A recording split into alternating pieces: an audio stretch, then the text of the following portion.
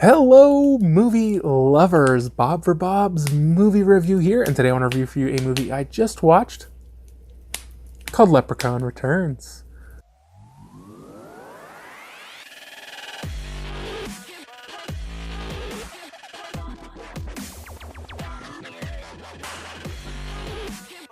Be sure to click subscribe and click on the bell icon to be notified whenever I upload great new content.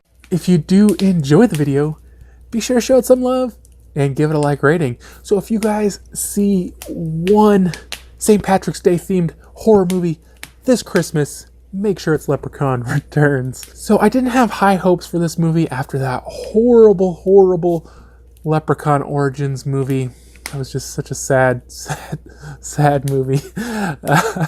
I really wasn't expecting a lot out of this, although the trailer did show a lot of promise. We have an actual leprechaun instead of a monster in this one, and he seemed to be, you know, a little lighthearted and funny, and maybe trying to copy the Warwick Davis delivery a little bit, but it definitely seemed like a step in the right direction. So this one will be available on digital December 11th, 2018. It is rated R. It has a 1 hour and 26-minute runtime. It is a comedy fantasy horror movie.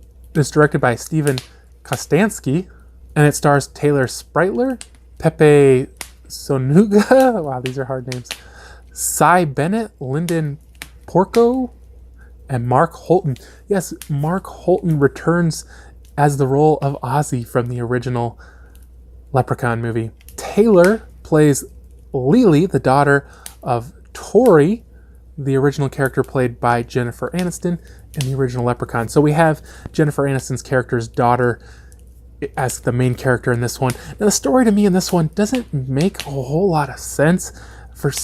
They return to the original house out in the middle of nowhere. It's kind of like that trailer or whatever, and there's the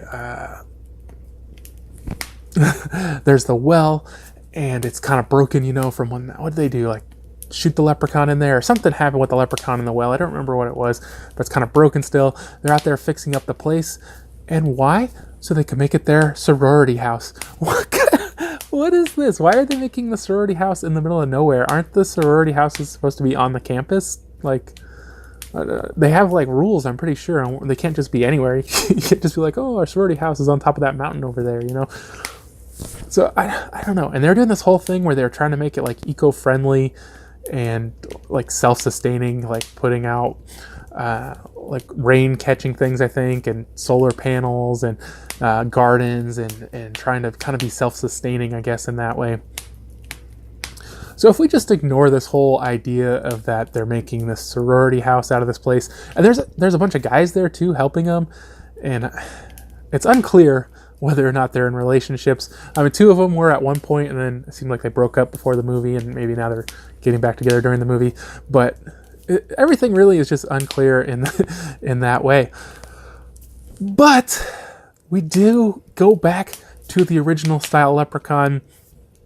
You know, a funny, joking, murderous leprechaun. This actually appears to be a sequel to the original Leprechaun, pretty much forgetting the other five.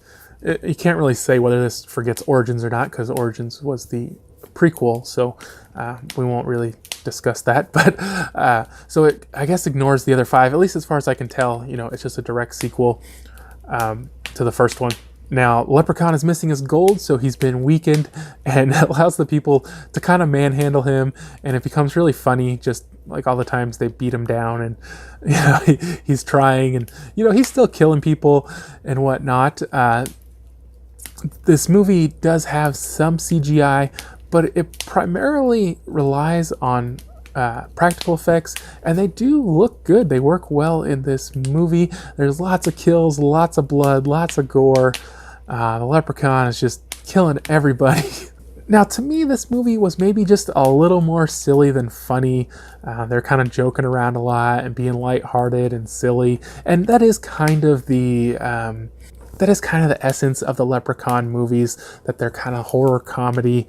I think this one just went a little heavier on the comedy than the horror, but I did enjoy this movie. I thought it was a lot of fun. Linden Porco, who played the Leprechaun, you know, he could never be a Warwick Davis, but he does a good job. You know, I liked him as a Leprechaun in this one, and I thought this movie was a lot of fun. So for a score on this one, guys, I'm going to give it a 6.5 out of 10. I did enjoy it. It was a lot of fun. And I definitely think Leprechaun fans should check this one out. It could be one of the best sequels, you know. After the first one, it's hard to believe it, but they got worse. But I think this was a really good quality movie, and I definitely enjoyed it. It does have kind of a more modern feel to it, you know, and the Leprechaun does make jokes about, like, the cell phones being a Walkman with a camera on it, and Prius being a car of the future, and stuff like that. I thought it was a lot of fun, guys. So I hope you did enjoy the review. If you did, be sure to leave it a like rating. If you haven't already, subscribe for more videos, check out suggest videos, check out my website, BOBSMOVIEREVIEW.com, and I'll see you guys next time.